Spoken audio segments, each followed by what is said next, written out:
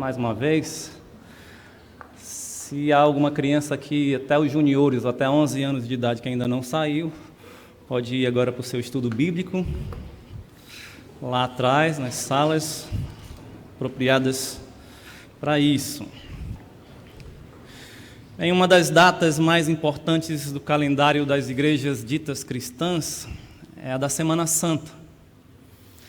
E, por isso, o mundo, a sociedade, influenciado pela cultura cristã, o cristianismo ou judaico-cristã, comemora a Páscoa. Mas o que é a Páscoa? O que ela significa? O qual a sua importância? Eu acredito que muitas pessoas que até a comemoram todos os anos não conhecem a verdadeira história ou o sentido, pelo menos, da Páscoa. Você já teve dúvidas sobre a Páscoa? Há uma crônica de um escritor brasileiro até que fala sobre dúvidas pascais ou pascais, e é até engraçado, né? Um filho perguntando ao pai ou à mãe, fazendo várias perguntas e perguntando se Jesus era um coelho, o que tinha a ver o coelho com a Páscoa, se o sobrenome, depois que o pai disse que não, perguntou se o sobrenome de Jesus era coelho. Então, era interessante porque a própria família dita cristã não sabia responder corretamente então as dúvidas, ou esclarecer corretamente as dúvidas do seu filho. E talvez você também hoje se questione o que representa realmente a Páscoa para nós. Eu gostaria então de aproveitar essa oportunidade para esclarecer, mesmo que de modo resumido, por causa do nosso tempo, o que é a Páscoa e qual a sua importância para nós hoje. Eu gostaria então de apresentar um ensino que diz que nós devemos reconhecer que a Páscoa revela a salvação divina, ou a salvação efetuada por Deus. E queria apresentar 3 razões porque devemos reconhecer a Páscoa como essa revelação de uma salvação, uma libertação vinda de Deus ou efetuada por Deus. A primeira é que a Páscoa foi instituída por Deus. E vamos ler Êxodo, livro de Êxodo, capítulo 12. A Páscoa foi instituída por Deus há quase 1.500 anos antes de Cristo, por ocasião da véspera da libertação do povo de Israel da escravidão do Egito, conforme Êxodo capítulo 12. Vamos ler então o versículo 1 inicialmente. Disse o Senhor a Moisés e a Arão na terra do Egito, seguindo: Este mês vos será o principal dos meses, será o primeiro mês do ano. Falai a toda a congregação de Israel, dizendo: Aos 10 deste mês, cada um tomará para si um cordeiro segundo a casa dos pais, um cordeiro para cada família. Mas, se a família for pequena para um cordeiro, então convidará ele o seu vizinho mais próximo, conforme o número das almas, conforme o que cada um puder comer. Por aí calculareis quantos bastem para o cordeiro. O cordeiro será sem defeito, macho de 1 ano. Podereis tomar um cordeiro ou um cabrito, e o guardareis até o 14º dia deste mês. E todo o ajuntamento da congregação de Israel o imolará no crepúsculo da tarde.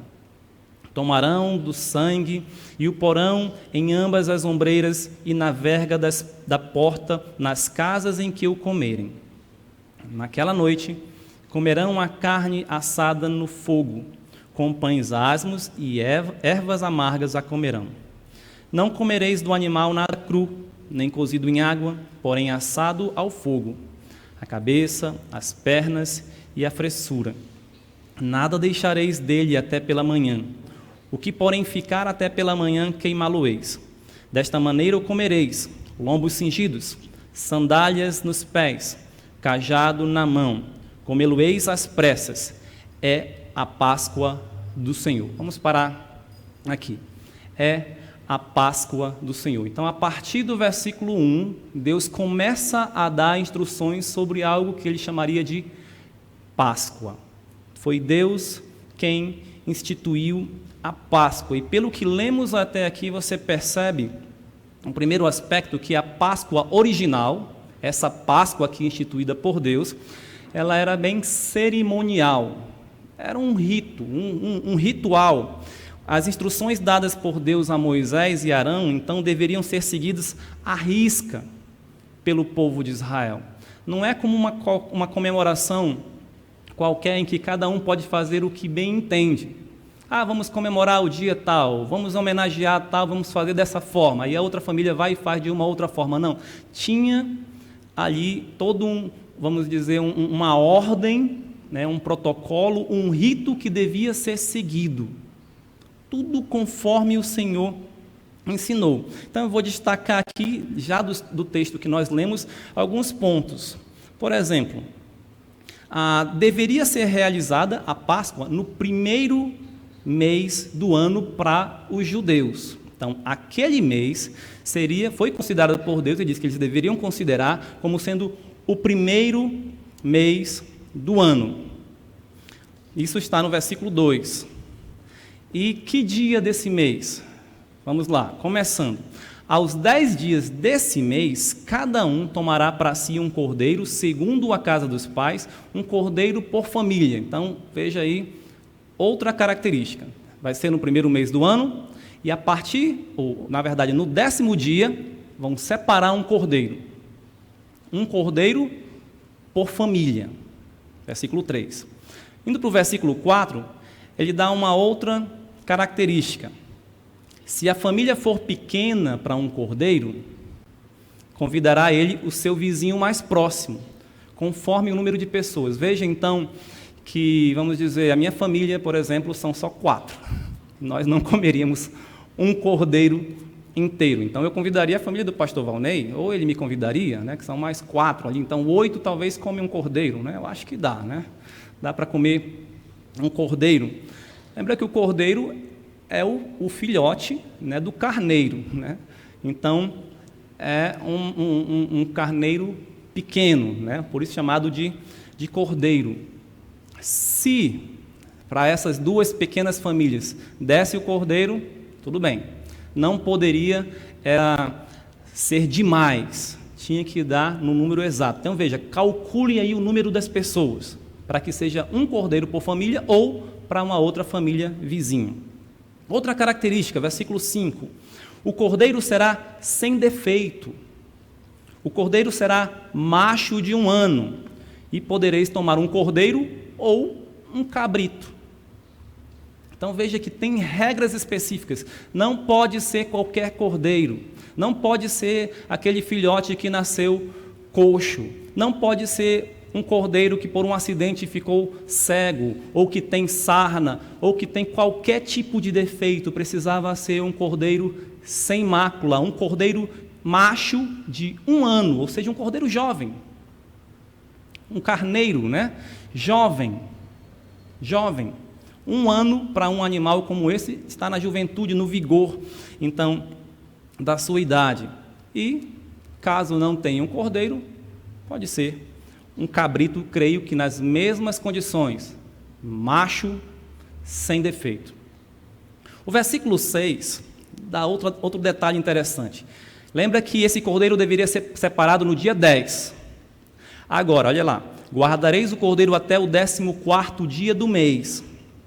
E todo o ajuntamento da congregação de Israel o imolará no crepúsculo da tarde, ao pôr do sol. Quando fala aqui crepúsculo da tarde, vamos pensar aqui para o nosso horário entre as 3 horas e 5 horas da tarde. Esse seria o horário em que todas as famílias, com o seu cordeiro, deveria imolá-lo, né? E considerando agora no 14º dia. Lembra? Separou no dia 10, 11, 12, 13, 14. Contando aqui, 5 dias depois, vai ser o cordeiro imolado. 5 dias depois, o cordeiro será sacrificado. E veja que tem um horário para isso. Também não é qualquer horário. Eu quero fazer isso de manhã, eu quero fazer isso só mais tarde da noite. Não, tem um horário específico para isso. Versículo 7.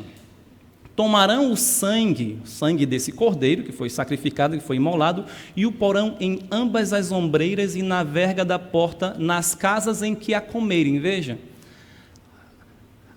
vão comer um cordeiro, mas vão tirar o sangue e vão passar o sangue nas ombreiras e na verga da porta. Estranho, né? Poxa, vai sujar a minha porta de sangue? Quem é que pinta a sua porta com sangue? Mas essa foi a regra. E veja, isso precisa ser feito na casa onde o cordeiro vai ser comido. Ah, o meu vizinho não quer fazer isso de jeito nenhum, mas eu creio que Deus vai... Isso tem tudo aqui, um motivo, né? Eu creio que Deus vai efetuar o que Ele mandou fazer. E o filho do meu vizinho, o primogênito, está em perigo. Ele não quer fazer, eu vou lá e passo. Não vale. Só vale para a casa onde o cordeiro for comido. Se eles não comerem naquela casa, não adianta passar ali o sangue nas ombreiras, na verga da porta. Versículo 8. Naquela noite comerão a carne assada. Veja, não pode ser também cozida, não pode ser crua. E claro que tem motivos, às vezes aqui não está esclarecido o motivo, mas alguns estudiosos acreditam que é porque Deus não queria nenhuma relação, nenhuma ligação, nada parecido com o que os povos pagãos faziam. Comer carne crua ou mal assada, tipo cozida e tudo mais, nesse sentido. Tem que ser carne assada no fogo, possivelmente também fazendo uma relação com o que viria mais tarde, e até o que muitos já faziam, que eram os sacrifícios, os holocaustos, mas que foi regulamentado muito bem mais tarde na lei de Moisés. O holocausto, por exemplo, tinha que ser totalmente assada. Passando para frente, versículo 9, nada comereis, então já falei isso, né? Nada comereis cru, nem cozido, porém assado, veja, a cabeça, as pernas e a fressura. Versículo 10, nada deixareis até pela manhã, o que porém ficar até pela manhã, queimá-lo-eis. Então, não poderia faltar, mas também não poderia sobrar. Lembra, se um cordeiro fosse muito para uma família, tinha que convidar outra família. E mesmo assim, se aquelas duas famílias comessem pouco e sobrasse, não podia guardar para o outro dia. Não podia levar para uma outra família fora daquela casa. Tinha que ser dentro de uma casa. Então, o que era feito? Queimado as sobras. Não podia sobrar. Se sobrasse, queimava completamente, porque era algo sagrado. Não era algo que poderia ser utilizado depois para qualquer outra coisa, ou profanado de qualquer outra forma.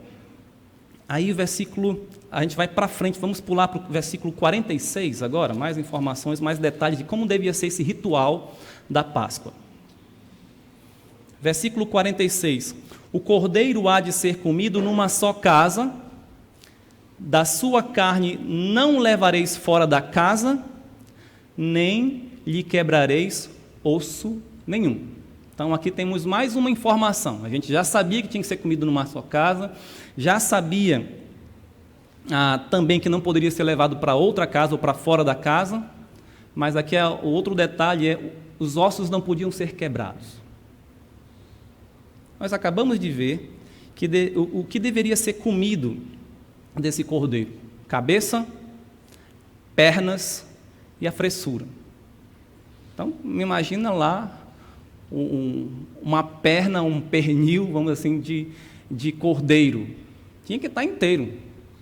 Não poderia ser quebrado o osso. Tinha que estar inteiro. E, passando para frente, vamos voltar ao versículo 11, que é onde nós concluímos, né, a nossa leitura inicial, que diz: desta maneira o comereis, lombos cingidos, sandálias nos pés, cajado na mão, comê-lo-eis à pressa. É a Páscoa do Senhor. Tem a forma de comer, ou seja, o que comer, o que fazer, como preparar, quando, dia, horário, tudo certinho, mas também tem até como deve estar vestido. Esteja bem arrumado, preparado, como se fosse sair imediatamente. Lombos cingidos é isso, preparado. Eles não usavam as nossas roupas de hoje. Pensa, muito mais pano, e tinha que amarrar alguma coisa aqui para poder se mexer corretamente. Isso é lombos cingidos, sandálias nos pés, cajado na mão. A pessoa comer com um cajado aqui, isso quer dizer, esteja preparado para sair imediatamente. Então, não era de qualquer forma. Versículo 43 agora. Versículo 43. Disse mais o Senhor a Moisés e a Arão: esta é a ordenança da Páscoa. Nenhum estrangeiro comerá dela. A Páscoa era apenas para os israelitas. Apenas para os filhos de Israel. Ou podemos dizer apenas para os judeus, os hebreus. Nenhum estrangeiro.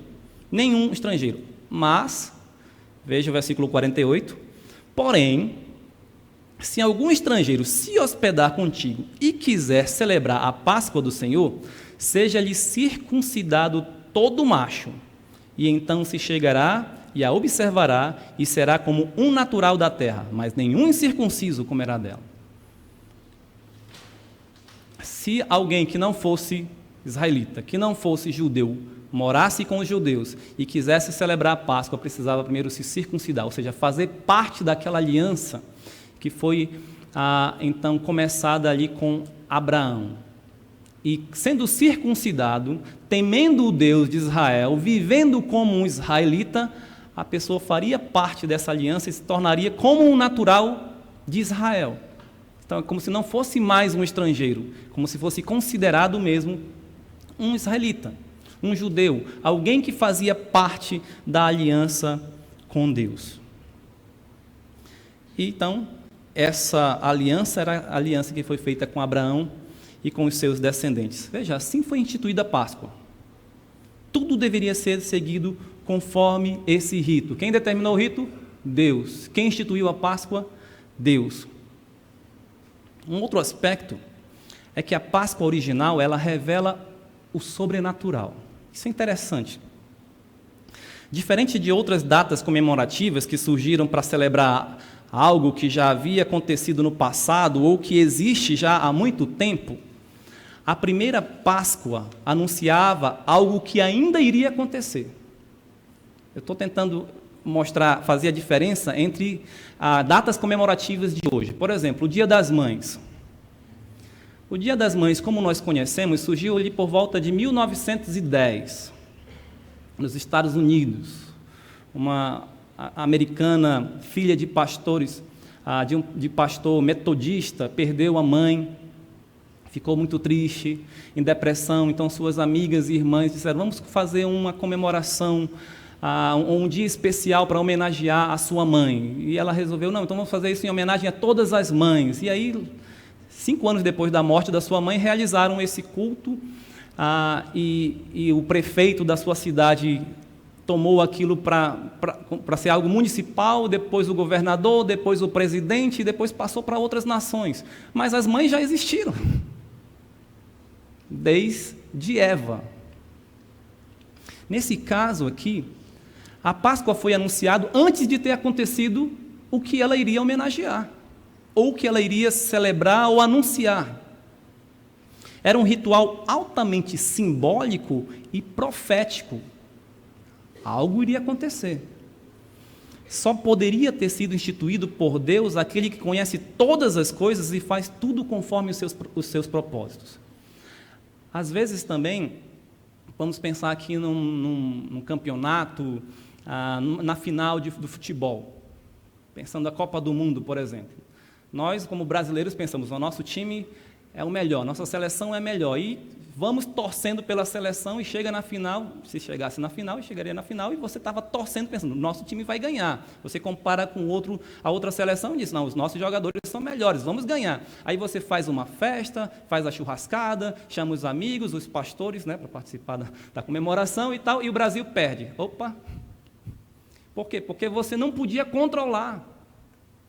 Nesse caso aqui, Deus mandou: faça uma celebração antes da vitória, porque ela vai certamente acontecer. Certamente. ela vai acontecer. A Páscoa foi instituída um pouco antes da execução da última das 10 pragas que foram lançadas por Deus contra o Egito. O Senhor já havia anunciado que iria libertar o povo de Israel da escravidão egípcia por meio de sua mão forte. Alguns textos, por exemplo, um dos mais antigos, Gênesis 15, versículos 13 a 16. Gênesis 15, Deus falando com Abraão. Então lhe foi dito: sabe com certeza que a tua posteridade será peregrina em terra alheia, e será reduzida à escravidão, e será afligida por 400 anos. Mas também eu julgarei a gente a que tem de sujeitar-se, e depois sairão com grandes riquezas. E tu irás para os teus pais em paz. Serás sepultado em ditosa velhice. Na 4ª geração tornarão para aqui, porque não se encheu ainda a medida da iniquidade dos amorreus. Olha lá. Muitos e muitos anos antes, Deus já anunciando o que iria acontecer. Não existia o povo de Israel, a nação de Israel, existia a família de Abraão, uma pequena família de Abraão. E Deus já estava anunciando, eles o seu povo, a sua família vai crescer, vai se tornar uma nação, vai estar em uma terra alheia, afligida, e nós sabemos que o povo passou praticamente esses 400 anos como escravos. Eles passaram ao todo 430 anos no Egito. Os primeiros anos eles não eram escravos, eles foram convidados para morar no Egito, mas depois se tornaram escravos. E Deus já estava dizendo, eles vão sair de lá, eu vou julgar aquela nação. Êxodo 3, de 7 a 10. Disse ainda o Senhor: certamente vi a aflição do meu povo que está no Egito, e ouvi o seu clamor por causa dos seus exatores. Conheço-lhe o sofrimento, por isso desci a fim de livrá-lo da mão dos egípcios e fazê-lo subir daquela terra a uma terra boa e ampla, terra que mana leite e mel. Veja então, um pouco mais para frente, no versículo 10. Vem agora, eu te enviarei a Faraó, para que tires o meu povo, os filhos de Israel, do Egito. Então Deus já está anunciando aqui a Moisés: você vai tirar o povo de Israel do Egito. Deus está dizendo, eu vou fazer isso. Aí nós podemos ir para frente, Êxodo 3, 16 a 22, eu vou ler só alguns trechos, por exemplo, quando diz: portanto disse eu, far-vos-ei subir da aflição do Egito para a terra do Cananeu, do Eteu, do Amorreu, do Ferezeu, do Eveu, do Jebuseu, para uma terra que mana leite e mel. Mais na frente, eu sei, disse Deus, porém, que o rei do Egito não vos fará ir, não vos deixará ir se não for obrigado por mão forte. Deus já sabia. Portanto, estenderei a mão e ferirei o Egito com todos os meus prodígios que farei no meio dele. Depois vos deixará ir. Deus já sabia por quê? Porque ele prevê o futuro? Porque ele já tinha determinado. Vai ser assim. Êxodo 6, de 1 a 8. Vou ler também só alguns trechos. Disse o Senhor a Moisés: agora verás o que hei de fazer a Faraó, pois por mão poderosa os deixará ir e, por mão poderosa, os lançará fora da terra. Um pouco mais na frente, nesse mesmo trecho: portanto, dize aos filhos de Israel: eu sou o Senhor, e vos tirarei de debaixo das cargas do Egito, e vos livrarei da sua servidão, e vos resgatarei com o braço estendido e com grandes manifestações de julgamento. Ele já estava dizendo o que ia acontecer. Eu vou julgar, eu vou mandar aqui os meus juízos, as minhas pragas, e eles vão libertar o povo. Aí está dizendo aqui: tomar-vos-ei por meu povo, e serei vosso Deus, e sabereis que eu sou o Senhor vosso Deus, que vos tiro de debaixo das cargas do Egito. Também Êxodo 7, de 1 a 5, vai falar algo semelhante. E Êxodo 11, de 1 a 10, ele começa a falar então sobre mais uma praga, a 10ª praga, a morte dos primogênitos. Veja Êxodo 11, a partir do versículo 1, disse o Senhor a Moisés: ainda mais uma praga trarei sobre Faraó e sobre o Egito. Então vos deixará ir daqui. Quando vos deixar, é certo que vos expulsará totalmente. Deus já tinha anunciado: eu vou fazer isso, e vai ser de conformidade com o plano que eu assim já predeterminei. Portanto, o fato de Deus ter instituído a Páscoa antes mesmo de efetuar o livramento prometido e tudo ter ocorrido como ele determinara, revela uma salvação sobrenatural, certa, perfeita, soberana. Só Deus poderia fazer isso. Só Deus poderia anunciar algo que iria acontecer e verdadeiramente acontecer como Ele disse que iria acontecer. Deus seja louvado por causa disso. Então, foi Deus que instituiu a Páscoa, algo cerimonial e também sobrenatural. Revelava a sua salvação sobrenatural. Uma segunda razão, porque devemos reconhecer a Páscoa como a revelação de uma salvação divina, é que a Páscoa deveria ser celebrada como solenidade para Deus. Quem foi a fonte da Páscoa? Quem instituiu? Foi Deus. E qual era o alvo? O próprio Deus. Ela devia ser celebrada para Deus. Podemos perceber até aqui que a Páscoa era um rito estabelecido por Deus ao povo de Israel que envolvia uma refeição em ambiente familiar e que deveria ser realizada por toda a nação no mesmo dia, seguindo determinadas instruções. Agora, ela deveria ser realizada para Deus. Deus não estava instituindo uma festa para vocês, no caso, para o povo de Israel. Olha, façam aí, se divirtam, isso é para vocês, vocês aí podem aproveitar e ter prazer e tudo mais, desfrutar dessa festa, dessa alegria. Não, era para Ele. Vejamos o porquê. O próprio significado da Páscoa já nos dá a ideia dessa salvação de Deus. A Páscoa, também chamada de Pessah ou Peça, significa passagem ou passar por cima. No contexto fica muito claro a razão disso. Lembrem-se que o povo de Israel estava no Egito há 430 anos. É só ler ali versículo 40, veja, ora, o tempo que os filhos de Israel habitaram no Egito foi de 430 anos. Porém, viveu cerca de 400 anos, conforme Deus falou a Abraão em Gênesis 15, 13 e 14, que nós já lemos, afligido. Podemos entender, escravizado. Por isso, Deus resolveu libertar o seu povo do Egito através de Moisés, lançando então as 10 pragas, suas 10 pragas, as quais não apenas destruiu grande parte daquele império, mas também humilhou os egípcios e especialmente os seus deuses. Poderíamos até citar aqui, mas não temos tempo para isso, o que cada praga estava, vamos dizer assim, apontando em relação aos deuses falsos do Egito, humilhando aqueles deuses. Agora, voltando ao texto bíblico que estamos analisando, logo após a primeira menção na Bíblia do termo Páscoa, o escritor dá a explicação dizendo, versículo 12, 12 e 12. Porque naquela noite passarei pela terra do Egito e ferirei a terra do Egito, todos os primogênitos, desde os homens até os animais. Executarei juízo sobre todos os deuses do Egito. Eu sou o Senhor. Veja, passarei pela terra. Versículo 13. O sangue vos será por sinal nas casas em que estiverdes. Quando eu vir o sangue, passarei por vós. E não haverá entre vós praga destruidora, quando eu ferir a terra do Egito. Versículo 14. Este dia vos será por memorial, e o celebrareis como solenidade ao Senhor nas vossas gerações, e o celebrareis por estatuto perpétuo.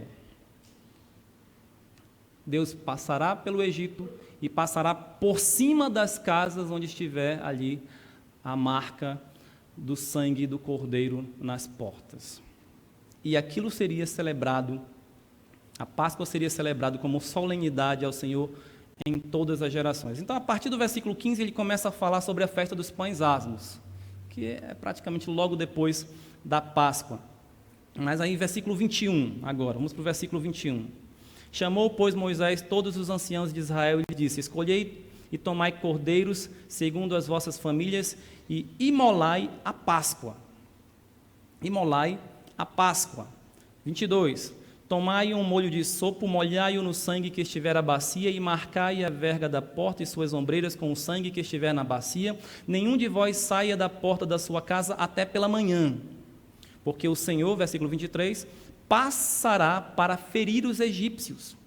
Quando vir, porém, o sangue na verga da porta e em ambas as ombreiras, passará o Senhor aquela porta, e não permitirá o destruidor que entre nas casas, em vossas casas, para vos ferir. Continuando, versículo 24 em diante. Guardai, pois, isto por estatuto para vós outros e para vossos filhos para sempre. E uma vez dentro da terra que o Senhor vos dará, como dito, observai este rito. Quando vossos filhos vos perguntarem, que rito é este? Respondereis, é o sacrifício da Páscoa ao Senhor, que passou por cima das casas dos filhos de Israel no Egito, quando feriu os egípcios e livrou as nossas casas. Então o povo se inclinou e adorou. E foram os filhos de Israel e fizeram isso como o Senhor ordenara a Moisés e a Arão, assim o fizeram. A Páscoa significa passar por cima. Ele passou pela terra do Egito e passou por cima das casas dos judeus que marcaram as suas portas com o sangue do Cordeiro. Ou seja, aqueles judeus que imolaram a Páscoa não tiveram os seus primogênitos mortos pelo destruidor. As datas comemorativas geralmente homenageiam alguém ou algo.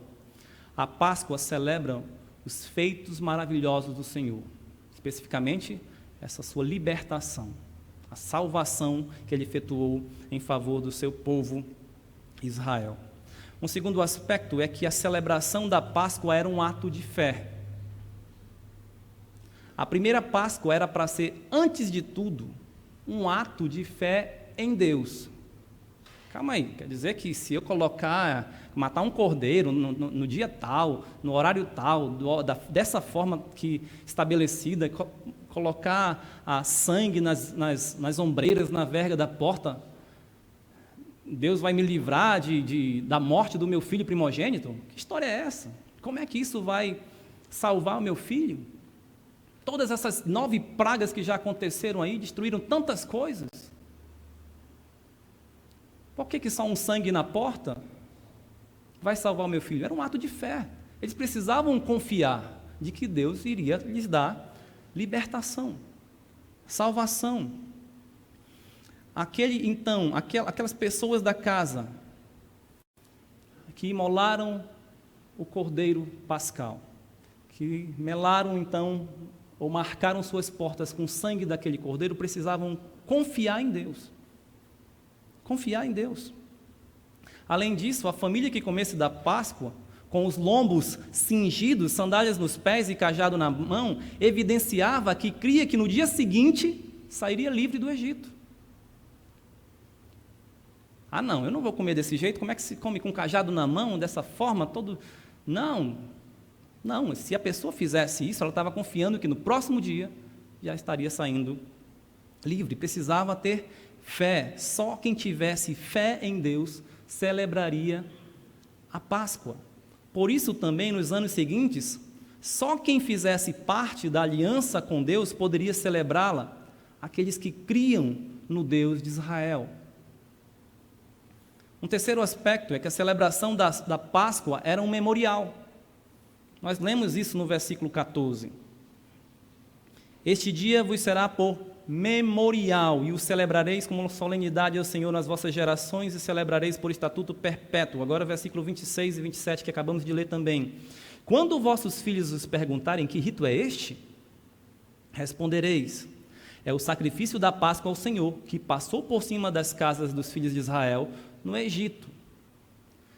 É muito interessante como Deus sempre se preocupa com as crianças, né? com os filhos. Isso está muito claro, tanto no Antigo Testamento quanto no Novo Testamento. Sempre havia algo didático para que as crianças pudessem aprender. Normalmente, um monumento ou um ritual como este. Quando as crianças perguntarem aos pais, pai, por que nós matamos o cordeiro dessa forma? Pai, por que nós comemos assim? Por que nós guardamos esse dia? Por que fazemos isso? E os pães asmos, a festa dos pães asmos, Eu creio que era um momento de muita alegria até. Claro que nós não temos tempo de ver todas as coisas, mas eles precisavam buscar e procurar em todos os arredores da casa, da residência onde eles moravam, do lugar onde eles moravam, se tinha alguma coisa, algum fermento. Não poderia ter. Então imagina as crianças procurando, isso devia ser algo muito alegre. E comendo daquela forma, e depois comendo só os pães asmos e tudo mais, e com ervas amargas, eu não sei se elas iam gostar muito, mas tudo tinha um simbolismo. E tudo era importante, tudo era intrigante, era realmente para cativar e chamar a atenção, para que a pessoa perguntasse, por que isso? E aí os pais tinham a oportunidade maravilhosa de falar sobre as maravilhas de Deus. Filhos, Deus nos libertou quando nós éramos escravos. Deus nos tirou da escravidão do Egito, nos tornou livres. E fez isso através de 10 pragas. Imagina os pais contando, a primeira praga foi essa, a segunda assim, assim, assim, até que chegou no último, e Deus nos fez sair com grandes riquezas. Devia ser maravilhoso. Era um memorial. Não era um ritual vazio, sem significado algum. Era algo que não poderia ser esquecido jamais. Se você pensa na Páscoa comercial de hoje, talvez até tenha começado com um certo simbolismo. Por que o coelho? Por que os ovos? Por que o chocolate? Talvez tivesse um simbolismo aí. Mas não é uma coisa que é divulgada hoje em dia. Por que o coelho? Talvez ninguém sabe por que é um coelho. Por que usam a figura do coelho para representar a Páscoa? Não é dito, mas aqui era para ser ensinado na família, lembrado, ensinado aos filhos. Era para ser algo muito, muito significativo e edificante. Não poderia ser esquecido jamais. Um quarto aspecto, a celebração da Páscoa era um culto a Deus. Nós já lemos isso tanto no versículo 14 e no 27. Era para ser como uma solenidade ao Senhor. Um culto ao Senhor. Não era uma mera festa para diversão, para sentir alegria, mas era um momento para cultuar a Deus. Como nós falamos, essa segunda razão, porque devemos reconhecer a Páscoa como a revelação da salvação de Deus, é porque ela deveria ser feita, realizada como solenidade ao Senhor, como culto ao Senhor. Era um ato religioso. O foco principal da Páscoa é Deus. Ele deve ser o centro da celebração. Afinal de contas, foi o Senhor quem executou a libertação do seu povo. A Páscoa não era uma festa a fim unicamente de entreter os judeus. Não era um carnaval qualquer. A Páscoa não era uma festa, então, como outra qualquer. Era uma celebração de louvor e gratidão, uma solenidade ao Senhor Salvador. Um quinto aspecto, a celebração da Páscoa era um ato de obediência. Versículo 28, foram os filhos de Israel e fizeram isso, como o Senhor ordenara a Moisés e Arão, assim fizeram. Lembra que ela precedia a 10ª praga. E tinha a ver com a 10ª praga. Quem tivesse as suas portas marcadas com o sangue do cordeiro, não teria um primogênito daquela casa morto. Tinha a ver com a 10ª praga. Precisava obedecer. Eu disse que era um ato de fé e também um ato de obediência. Obediência. Após sair do Egito, Deus deu suas leis à nação de Israel, e a Páscoa era tão importante que desde sua instituição, o Senhor já disse que seria de estatuto perpétuo, ou seja, para todas as demais gerações. Assim, os futuros governantes e autoridades de Israel deveriam ser os primeiros a lembrar e incentivar toda a nação a realizar a Páscoa conforme ordenada por Deus. A festa da Páscoa foi depois prescrita na lei de Moisés, lá no livro de Levítico, capítulo 23, e repetida em Deuteronômio, capítulo 16. Ou seja, agora prescrito como lei. Já tinha sido ordenado, então já valia como lei. mas agora está lá no livro da lei. Foi celebrada no deserto do Sinai 2 anos após a saída da terra do Egito, conforme Números 9, 1 a 14. Depois Israel a celebrou nas campinas de Jericó, olha lá, já chegando já na terra prometida, sob a liderança de Josué, conforme Josué 5, versículos 10, 12. Então, já com o reino dividido, o reino de Judá celebrou nos tempos de Ezequias, do rei Ezequias, conforme 2 Crônicas 30. Também nos tempos do rei Josias, aquela grande avivamento, conforme 2 Reis 23, 21 a 23, e 2 Crônicas 35, de 1 a 19. Ainda depois do período do cativeiro babilônico, conforme Esdras 6, 19 a 21, foi realizada a Páscoa. E nos tempos de Jesus, ainda era realizada a Páscoa, celebrada a Páscoa. Era uma ordem que devia ser cumprida por todas as gerações, por estatuto perpétuo. Portanto, a Páscoa, ela continua sendo celebrada pelos judeus até hoje. Até hoje eles celebram a Páscoa. Só que eles celebram sempre pensando na libertação que Deus lhes concedeu na escravidão do Egito. Não pergunte para um judeu se ele está celebrando Cristo morto e ressuscitado. Ele está celebrando a libertação do povo de Israel do Egito. Isso é a Páscoa. A Páscoa original. A Páscoa judaica. Portanto, a Páscoa celebra os feitos maravilhosos de Deus. Ele é louvado por causa de sua salvação, da salvação que ele efetua ou efetuou ao seu povo, no caso aqui o povo de Israel. Uma terceira razão porque devemos reconhecer que a Páscoa revela a salvação divina é que a Páscoa acaba apontando para a salvação por Cristo. Então, os cristãos celebram a Cristo.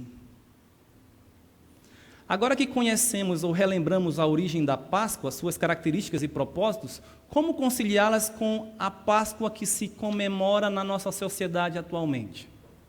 Essa Páscoa que eu acabei de descrever aqui, conforme registrado nas Escrituras, especialmente em Êxodo 12, é o que os cristãos comemoram hoje? É o que eles celebram, realizam dessa forma?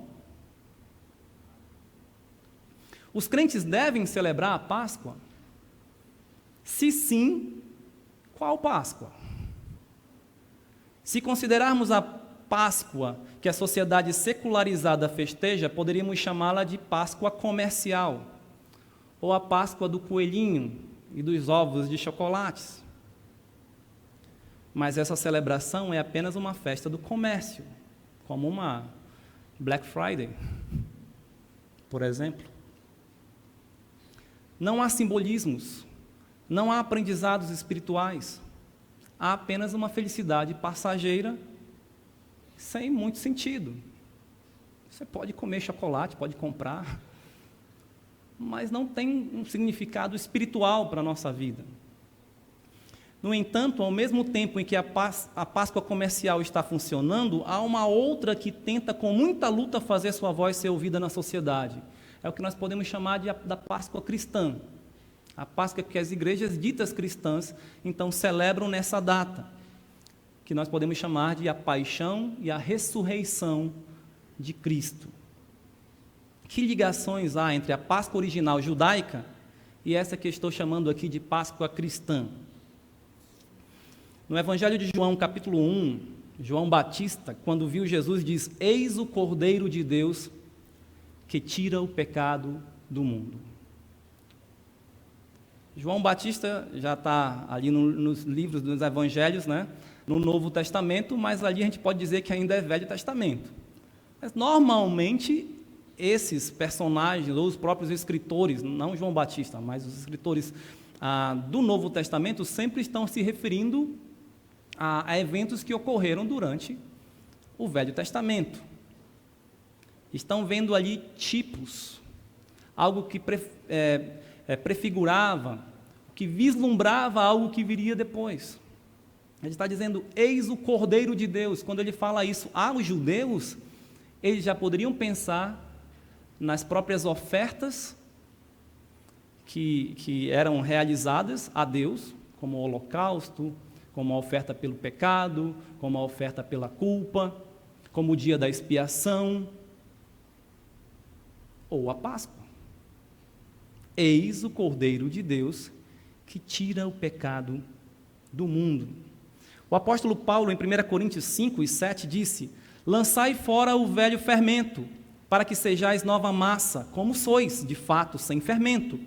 Pois também Cristo, nosso Cordeiro Pascal, foi imolado. Mais uma vez ele ali usando algo que os judeus conheciam muito bem. Lembra que eu falei sobre aquele momento que parecia ser muito alegre, especialmente para as crianças que tinham que procurar na casa ver se tinha fermento, porque durante ali aproximadamente 7 dias não poderia haver nada fermentado.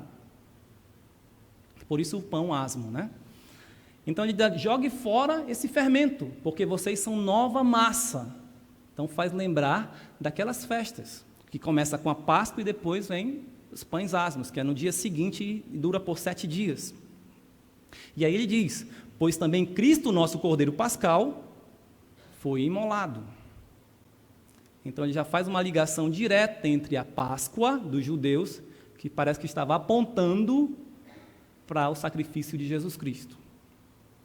Lembra que aquele cordeiro que foi morto praticamente estava substituindo os primogênitos. Para aqueles que creem na Bíblia, a Páscoa judaica é como se fosse então uma ilustração da redenção do pecador por Jesus Cristo. Ela então aponta para a salvação mediante Cristo. Vejamos algumas comparações. Israel era escravo no Egito. Todo ser humano é pecador, pois todos pecaram, carecem da glória de Deus, Romanos 3, 23. Portanto, pecador é escravo do pecado. João 8, 34. O salário do pecado é a morte. Romanos 6 e 23. Os judeus precisavam separar um cordeiro no dia 10 do primeiro mês, o mês de Abib, que depois passou a ser conhecido como o mês de Nisan, 5 dias antes da Páscoa. Sabia que Jesus entrou em Jerusalém 5 dias antes da Páscoa, que seria o dia da sua morte? Vamos ler João, capítulo 12, versículo 1 e versículo 12.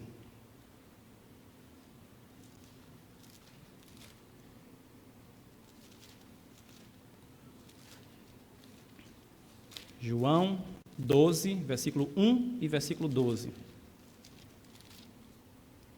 6 dias antes da Páscoa, Jesus foi para Betânia, onde estava Lázaro, a quem ele ressuscitara dentre os mortos. Então, 6 dias, Betânia, uma localidade bem próxima de Jerusalém.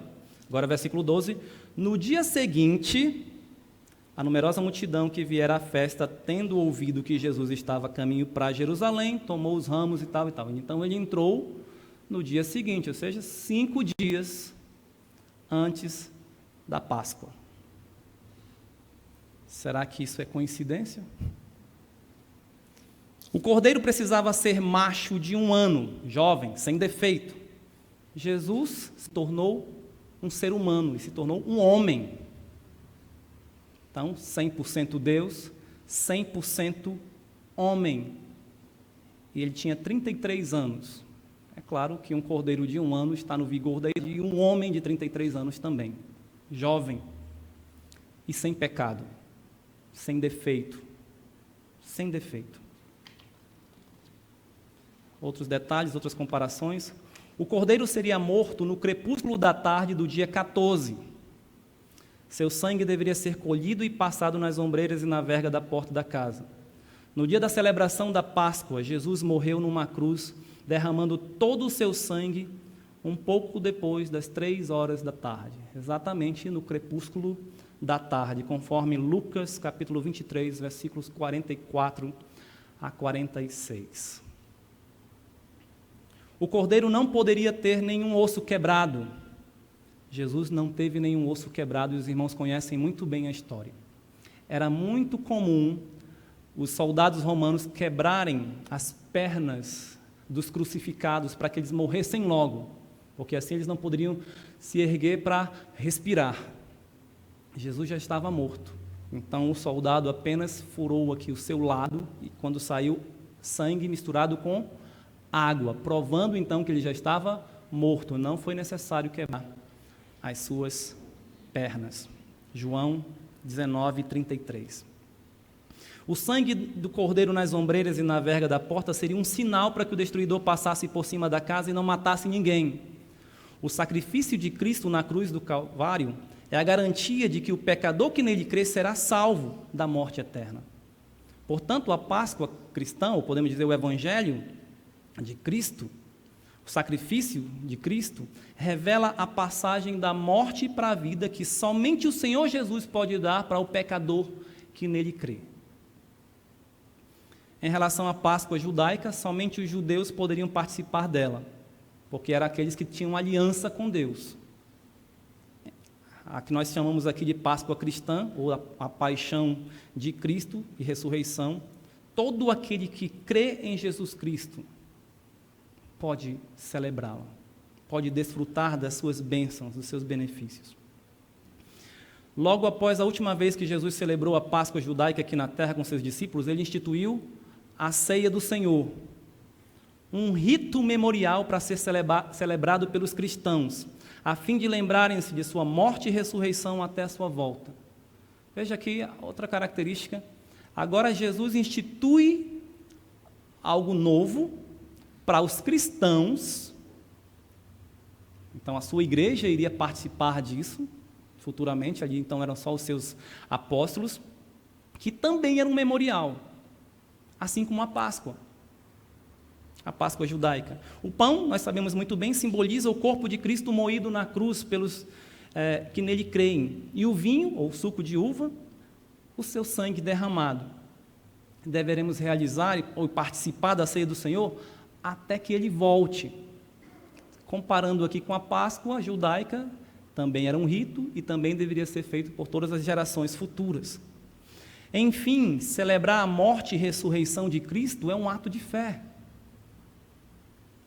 Nós não estamos agora com a ceia do Senhor celebrando algo que ainda vai acontecer, no caso a morte e ressurreição, mas algo que já aconteceu.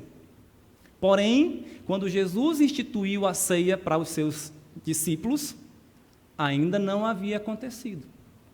Assim como a Páscoa, ainda não havia o povo sido liberto do Egito. Ele disse: isso é o meu corpo que será vertido, aliás, moído por vós. Ou seja, ainda ia padecer. Esse é o meu sangue que será vertido por vós.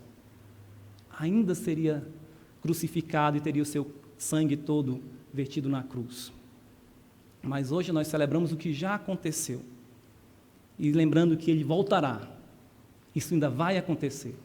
Mas assim como aconteceu o livramento do povo de Israel do Egito, a volta de Cristo também irá acontecer certamente. Assim sendo, celebrar a morte e ressurreição de Cristo, como fazemos na celebração da ceia, é um ato de fé.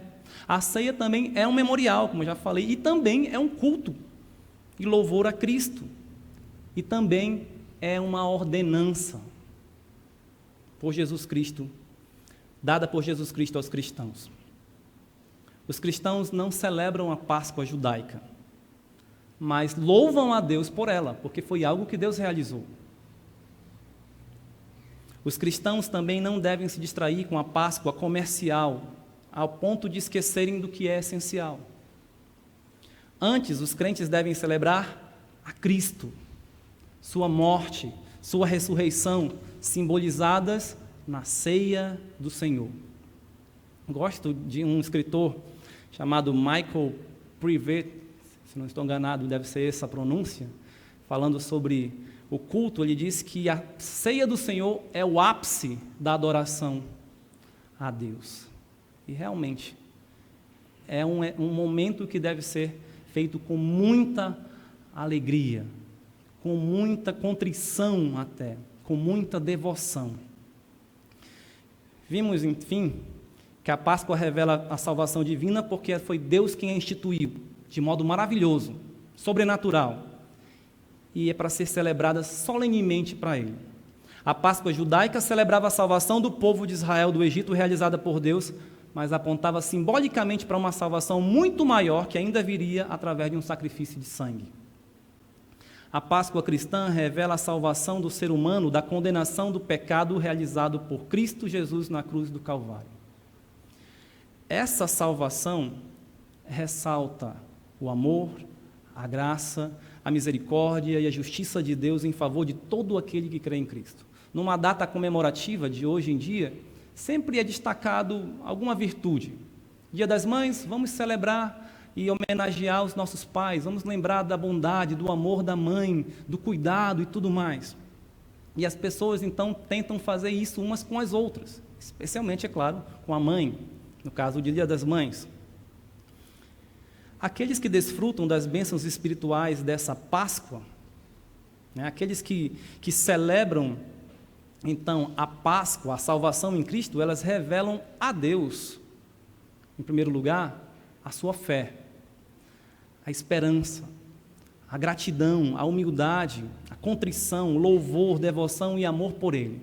Mas também expressa para as pessoas, essa data de Páscoa, tanto a Páscoa como o Natal, normalmente as pessoas, pelo menos antigamente mais, hoje parece que está se esfriando, mas tem esse espírito de bondade, de paz e tudo mais, coisas assim dessa forma. As pessoas então que celebram ou que desfrutam das bênçãos espirituais dessa Páscoa, que nós estamos chamando então a paixão e a ressurreição de Cristo, devem demonstrar ao próximo o amor de Deus, a paz que só lhe dá, a sua misericórdia, o perdão, a alegria, bondade, virtudes expressas claramente no fruto do Espírito Santo. Tudo isso são valores cristãos e que fazem bem para toda a sociedade. E o chocolate? Podemos comer sem problema.